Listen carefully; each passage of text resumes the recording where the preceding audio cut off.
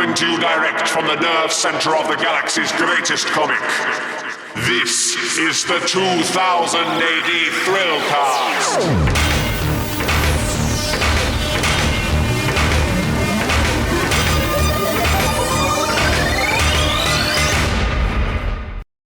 Borag Thung, Earthlets, and welcome to the latest episode of the 2000 AD Thrillcast. I am your host, Mulch R.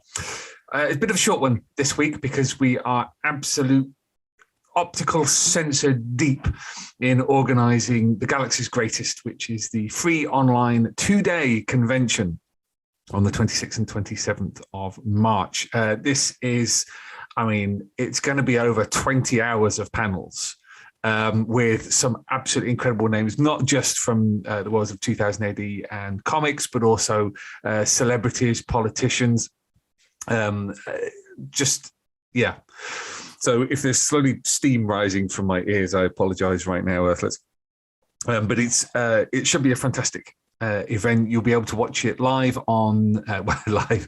You'll be able to watch it streaming on Twitch, Facebook, and YouTube.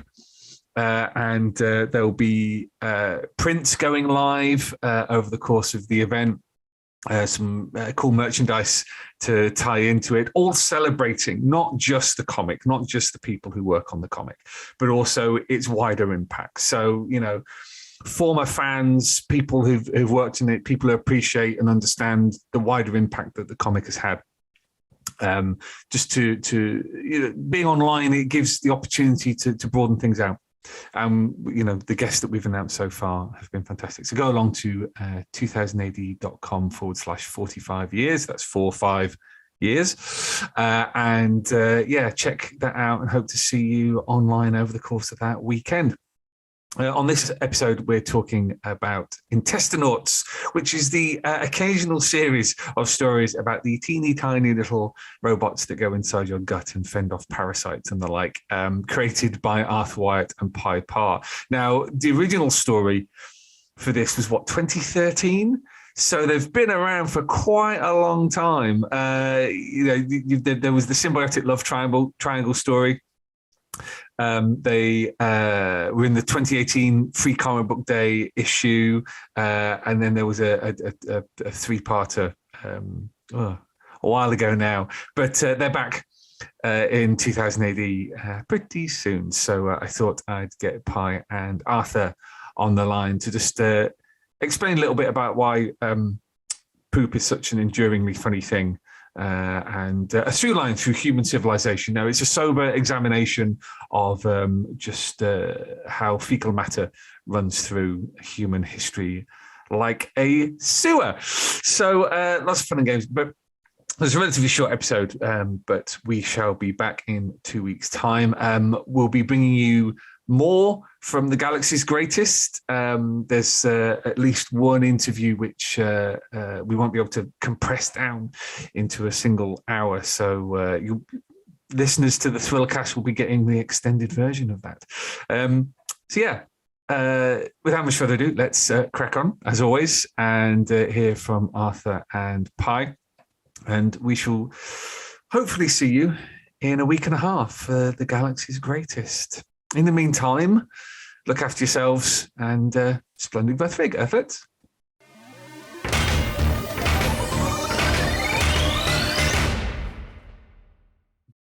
Yeah. So Intestinauts is one of those stories that I'll be honest with you, like Arthur, we'd talked privately about this. I think Pye, you'd mentioned some stuff way back in the midst of time. It's a I guess I'd describe it as a bit of a sleeper hit, right? In that it's one of those ones where was it a thriller or a future shock? No, it was like a 4-page future shock with just a tiny little thing. We were going to do 5. We got argued down. Right, really? Tharg knows best. Yeah. But it's kind of continued, and when it does appear, the response is good. Tell us a little bit about how the strip came to be. What was the genesis of the idea of Intestinauts? I think we've talked about this before, actually, but yeah, it's quite. Me and Arthur were talking on Twitter, I think, many years ago. I think I tweeted something about my wife was working away at the time. So I had a combination of, I don't know, many world foods on one plate, some of which potentially have been reheated at least once before. Yeah, I think a goat curry was mentioned. I don't know. I may have just filled in that detail. It was like getting goat curry with some leftover noodles, and then I just all sorts of, just everything in one. And I didn't die, but we started talking about how I might. And Arthur said Intestinauts, and then we sort of, I think you had the title almost. That was the first thing. Just a joke. That everything came from that. Like Intestinauts, well, they'd be tiny robots. There you go. And then we did this first story as. Did you pitch Matt directly on that?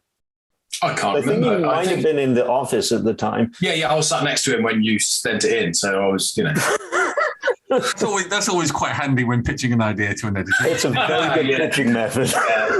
Nice bit of nepotism added, didn't help much. Yeah. And the story, the first one is basically the generic default Intestinauts story in whole. So you get Intestinauts, they're tiny robots in a pill. You take them if you've had too many world or interplanetary foods and have a need for having your gut sorted out and any additional weird alien parasites removed. They go through your gut, they reach the end, they hit the big flush, which they're ecstatic to get to because they like to fling themselves to their doom. And then they get kind of reincarnated after being uploaded and inserted into new bodies. Though, it's still, every mission is still kind of a suicide mission. So that's like the generic story. And then everyone we've done since then has been kind of progressively sillier and weirder and further from that. Yeah, and I it's one of those things where seemingly every mission is not the normal one. Like they never work, Yeah, they are not used as directed. No. I was talking to a friend recently who's a historian, and it's his conclusion that the thing that unifies all human experience, the thing that runs through, quite literally, through human history and human civilization is poop. And so therefore all stories are a deep down, essentially in one way or another about poop. And so I feel that you two are tapping into like deep, ancient historical current, tracing back to the Roman Republic, and also, that this is literature. This is truly literature. That's how I feel about it. Yeah, absolutely. We're in the middle of a plague right now, and what do plagues mean? And historically, new sewage systems. That's the thing that has resulted from them. So big time for sewers, big time for sewer-bound robots. Because of course, one of the ways they're tracking the pandemic is basically how much virus is turning up in sewage. Really? Is that I didn't know that. Yeah. They test like waterworks to see how much virus appears, and then they're like use it to predict that a new wave is coming of infections because the amount goes up in the wastewater. So if anything, you're kind of Yeah, there's the grand tradition of 2000 AD predicting the future. Yeah. There's a lot of sewage systems around the world that are kind of a result of cholera outbreaks. So disease and sewers and medicine in the form of robots. We are the cutting edge. I feel like an intellectual dwarf with my knowledge of the history of cinema next to you two. The other thing we do is we sort of share stuff on Pinterest a lot, just to bounce ideas off. So we have several really disgusting boards of Pinterest of parasites and sewer systems. Yeah, sort of strange news stories involving revolting things, and Yeah, my wife's Pinterest is, I think, probably closer to most Pinterests in the, it's nice decor for the house and art that they might want to put up. And mine is like, ooh, a pool of decaying slime. That goes in. Yeah, mine's the same. It's basically sort of cars, Warhammer, and vomit. I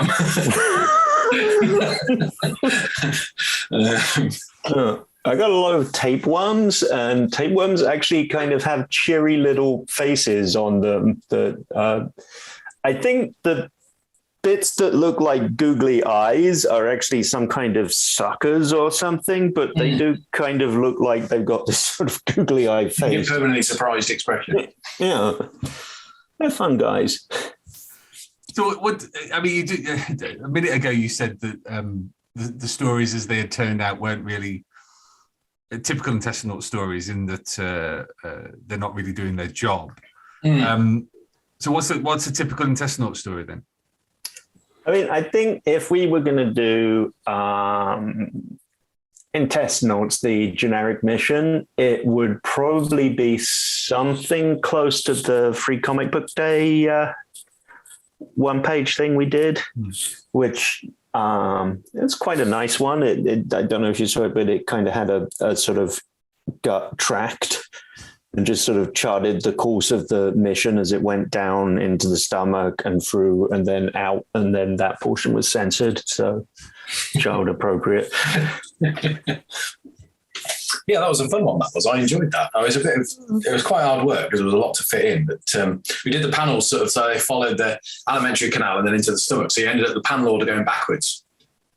Because S down, which I don't know whether that worked or not, but it was a good idea. It was kind of yeah, and it was sort of all in the form of an instruction leaflet, which has kind of been a running theme since then. I think. I don't think the very first one had that, but I think the first one was pretty much a straight comic. Then you did a bunch of sketches that were kind of like theoretical Intestinauts adverts. Yeah, that's right. I did like a pill packet and some sort of branding and stuff just because that was kind of fun to do.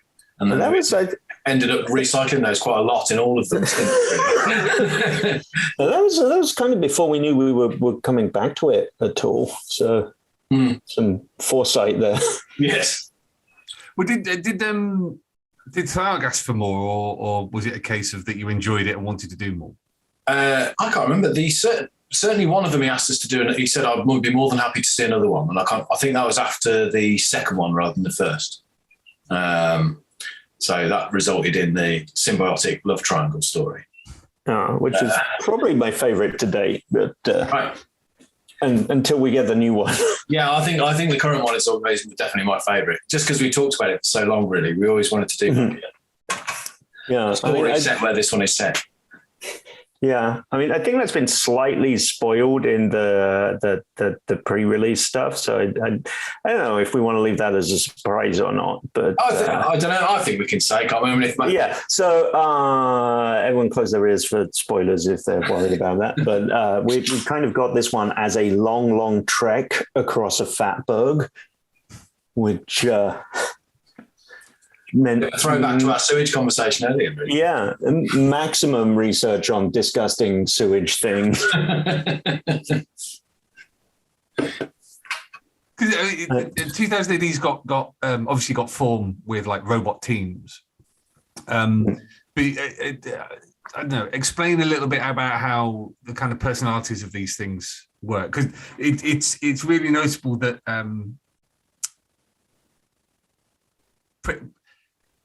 Previous robot teams, very kind of fixed faces, but like Mick McMahon and Kevin Neal and all sorts of people were able to, articulate them in certain ways. But with the Intestinauts, you've gone quite kind of, how to describe it? No, pill-shaped. Huh? Pill-shaped. Well, no, pill-shaped, but in terms of their faces, because they're almost like emojis, Yeah. Yeah, I don't know. I just like friendly-looking things, I suppose, and I also don't like things that are over-designed. So there's sort of deliberately trying to keep the basic silhouette quite simple. But then, if they're going to be pill-shaped, I mean, I've got to do that. Otherwise, how are they going to have any kind of exposed? That's something I still struggle with the bad guys, actually, because they're just completely expressionless. Just got just an evil face all the time. There's no, they don't actually do other personalities. The only way you can make them look surprised is by having them destroyed in a way that sort of breaks their face to look that way. Yeah, so our bad guys are the Balbots, and the difference is Intestinauts are good guys that go into people's guts, seek out any kind of bacteria or parasite or weird, intelligent miniature life form that begs for its life and destroys them, versus the Balbots who do the exact same thing but are evil. Very important distinction. With the news story and the trek across the Fatberg, are we to assume that they have survived the Great Flush, or is this? Well, yes, I was going to say actually earlier when we were talking about they never seem to have a successful mission, presumably because this starts at the Big Flush. Presumably they have just finished an entirely by the numbers, clean out. Yeah, they just don't have a spot to upload that they were expecting to be there, so they have to set out to find it. I like stories based essentially on Wi-Fi signals and not being able to find one. Yeah, that's true. Yeah, I hadn't thought about it from that point of view. Yeah, that's right. It's just, for God's sake, no 4G down here. No. It's kind of interesting. Most stories where you've got like a robot character, they kind of have to find reasons why that character doesn't really quite work like anything on a computer does that we use, where you can just sort of copy it or back it up or make new ones. And so like, there's all kinds of reasonings to do that, whereas we just lean right into that. But Pye, so it was something I was watching. Well, funny enough, I'd gone back to the panels that we did at the 40th anniversary convention in Hammersmith. One of those was about designing 2000 AD. So it was yourself and Annie Parkhouse and Ryan Hughes and Simon Boland, I think it was. And on that, you were talking about how you fell is not the right word, but kind of moved into graphic design rather than necessarily art. Because the one thing that has struck me about Intestinauts is you've kind of finally reached your kind of boss level form, in that this is that kind of, it's drawing mad vehicles, but doing it in a highly designed kind of, with lots of different features on the page, absolute insanity. So it's kind of like it struck me as the ultimate Pye Parr comic strip. Okay. And I guess what's been your thinking about it? Because the pages look insane. They look like they take days of work. Well, yeah, they do. Yeah, I'm currently struggling actually with the colouring, to be honest. So the first part goes to press Wednesday this week. When's this podcast out? Wednesday this week. Right, so it goes to press today. And I'm sort of, well, I've kind of finished part 2, but I'm ignoring one page. Arthur can guess which one it is. Oh, yeah. It's horrifying. Wow. Yeah, so, it does. It takes me a long time. And I like to fiddle around with the background stuff and spend far too much effort on things that nobody's going to give a shit about. All the adverts in the background and, little logos. Just deciding to put a little logo on someone's head that I've then got to redraw 85 times or repaste, yeah. I mean, we did say when you worked in the office, we did say that you do enjoy making rods for your own back. Yeah, oh yeah, absolutely. Yeah, I think I sort of, part of my process is giving myself rules to stick to for absolutely no reason other than self-hatred, I guess. I'd say this is my favorite coloring on any of the ones we've done before. It really kind of kind of pushes it to a next level and really pops on the page. Oh, thanks, mate. Yeah. I'm quite pleased with it too. We talked quite a bit beforehand, didn't we? Because I'm very aware that it takes, like, I can draw pretty quickly. I'm quite good at drawing techie bits and bobs. I can draw pistons and gears without really having to think about it. But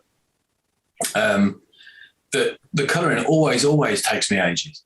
And I said to Arthur, I'd like to kind of simplify it this time and make it more about choosing doing more flat colours and choosing cleverer flat colours as opposed to spending forever shading everything. And I've just basically done even more shading than normal. I've utterly failed. It looks very nice, but it's taken me like a day per page to colour at the minute, so which is why I'm slightly behind. But yeah. Is it always a danger that when you're when your heart's in something? Oh no, absolutely. Like, I love it. I want it to be good, and it would bother me that it wasn't. I know, even though it's very silly, the fact that it's ours, and I genuinely love them, makes you want to sort of spend more effort than it might be worth, maybe objectively. In terms of the kind of structuring of the story and the characters and things like that, Arthur, what's your starting point?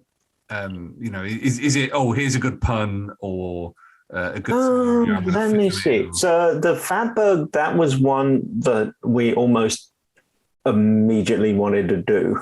I don't know why that didn't end up being like the second one. I guess I didn't quite have the story that I wanted to do there yet. Also, this one's had a sort of slightly odd route in that at one point I kind of wanted to make it a bit of a sort of line up all the characters and then they fight type story, like the sort of the ABC Warriors style. It changed a bit. Everyone gets introduced. But that was an initial pitch. That was a bit longer. That kind of came out of the story and actually didn't change the story much at all. So I guess it didn't need to be there at all. But for the longest time, my focus was on this whole extended sequence where it's like, this one's got drill bits, this one's got a plasma cannon or whatever. And this one, specializes in applied cruelty. All that kind of came out, and I left, I think, a better formed story in its wake. So that's kind of interesting. It's a negative impression of the story I thought was there.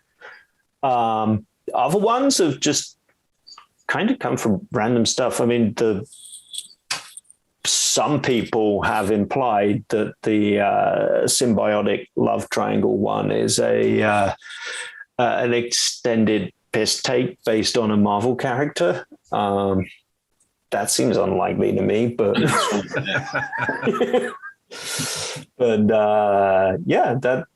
that kind of came out of just sort of random stuff while watching a movie, I think, and then. I think I've not seen the. If there is a movie that exists of this character that it's not based on, I've not seen that movie. Yeah, but you informed me that there's a funny bit where he may or may not store the suit in his rectum, which made it better. It's heavily implied. Just go with it.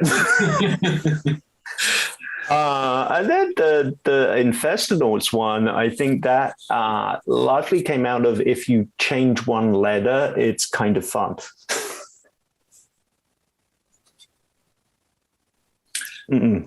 That's an exterior mission instead of an interior mission, which is very different. I get you. We had quite a funny conversation about that one as well, because there's a bit in the second panel on the first page is the guy applying the soap that contains the Intestinauts. And Arthur was sort of slightly worried about which crevice the hand was sort of scrubbing when I was doing the panel. Well, they've got to go on a journey from top to bottom. That's right. If they start where the story ends, then there's no journey. Yeah. There's no hero journey. There's some other implications as well, but the hero's journey. That's part of it. I'm pretty sure. That's how Star Wars is. I mean, there are lots of crevices in Star Wars. That is true. There's the whole sequence in the trash compactor. That's quite.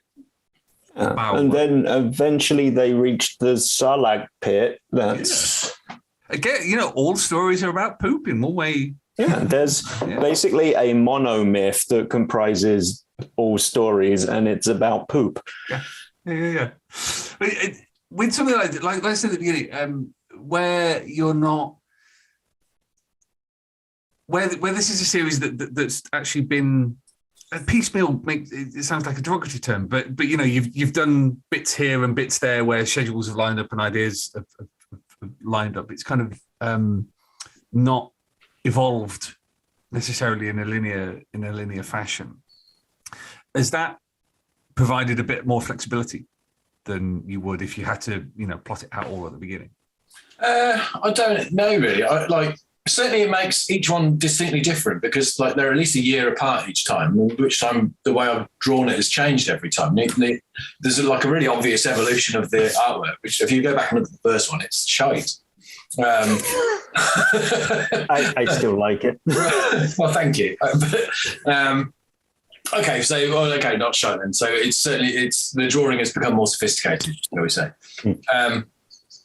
But I would have preferred to do more. It's just that I just don't. I think that is a thing. We sat on one for ages. One of actually lockdown got in the way of one. It ended up being delayed by almost sort of 18 months, pretty much, because Arthur did the script and I just didn't have time to do it because my kids are at home. I wasn't working and I was having to jump from job to job that paid the bills instead of actually doing what I wanted to do. And then as soon as we're out of that and that one got printed, I was like, right, come on, let's get on and do another one quickly, which we have. And we're hoping we'll get another one fairly shortly as well. But yeah, I think there's a thing where if you are waiting a little for each one to come out, you can't really just do a sort of what's Rogue Trooper's mission this week kind of thing with it and sort of gradually escalate things along. You kind of have to searching for the traitor general would basically just be this extent people talk about sort of laughing about we're going to move 1 inch closer to the traitor general this week. Just make them really small so they just we're another lump down the large so instead there kind of has to be a bigger escalation each time we do it. It's sort of like it's the new event, so it has to all change in some way. So I guess in a way it kind of makes it harder to come up with new ones because they can't just be a slight twist. They have to really kind of bend it in some new direction. Which, I kind of like that though. I mean, if ever these are collected and they kind of look like a singular story that runs end to end, it is going to have some bonkers twists to it. I mean, you could easily kind of hold up the action if you want to do like a Rogue Trooper thing, just by having a twisted bowel. Yeah, that's right. Yeah, just sort of cut to outside the body while the guy goes for surgery. I really wonder if we will eventually end up doing one that's just sort of like barely the Intestinauts at all, and just sort of exploring some sort of corner of the sort of loosely sketched out spaceport world we have. It might be fun. Well, the symbiotic love triangle was a little bit like that, in that they're only in it really for the first episode, and then the rest of it's just running around a city, getting into like an extended terror tale, exploring the macroverse.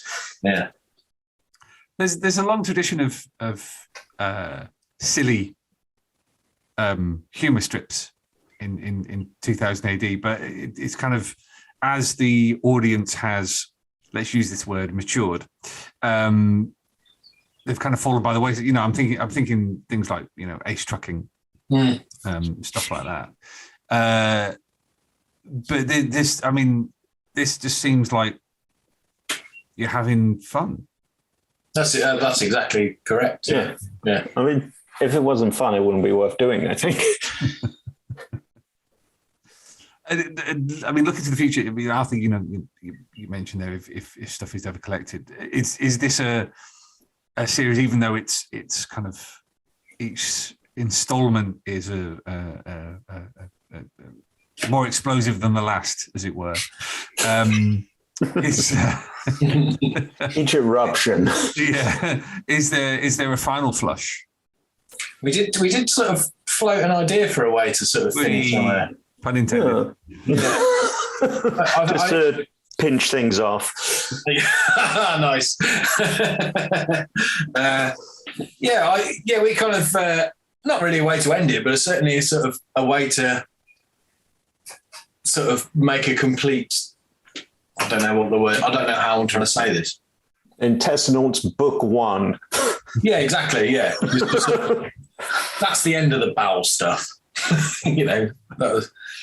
But it wasn't really. It wasn't really a proper conversation. It was more me sort of sitting about 11 o'clock at night watching the TV and sending Arthur a text saying, "Hey, how about this?" And he was like, "Oh yeah, maybe." Just how most of these things come about anyway, to be honest. Yeah, I think there's a lot of application of structure after the fact. Because it's an honorable tradition. The sort of Heinlein books of old, a lot of those were like 6 short stories that escalated on each other, mashed together. So if we manage something like that, I'll be happy with it. Yeah. Just, comparing ourselves to like one of the grandmasters of science fiction, that's always good. I mean, hey, if you're writing about little robots that deal with poop, then you got to go big. Oh, well, that's it. It's such a silly thing, but you might as well aim high anyway. I mean, the panel that I was talking about taking ages is I specifically sort of asked Arthur to put it in because I wanted to do a sort of a big Mobius kind of landscape, but on a fatberg. It's epic. It's the Lawrence of Arabia of Intestinauts panels.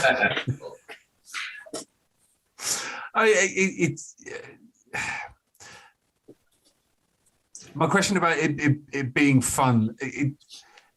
Is there a direct correlation between having fun and a strip being fun? Sometimes you can get strips that are trying to be funny and just feel a little laboured, but sometimes you look at them and go, actually, this looks like they were having fun. I hope so. Yeah. There's no. If everyone thinks it's crap, then that's definitely taking a direction of like not deliberately trying to make it funny, actually just making really stupid premises and trying to do them as straight as possible. Yeah. That seems to work out quite well. Yeah, that's right. I mean, a lot of it, I think, is rather than sort of always being explicit jokes, there's more about the entire setup is ludicrous in the first place, which is the fun thing about it. I find it's inherently funny. They're wading through shit. Well, I hope it is anyway. Yeah, real sophisticated humor. It's a genteel comedy of manners.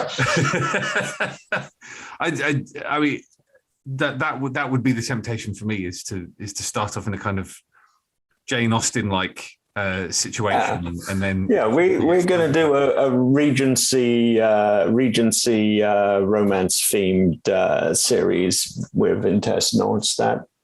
That is clearly the direction we should be going in with it.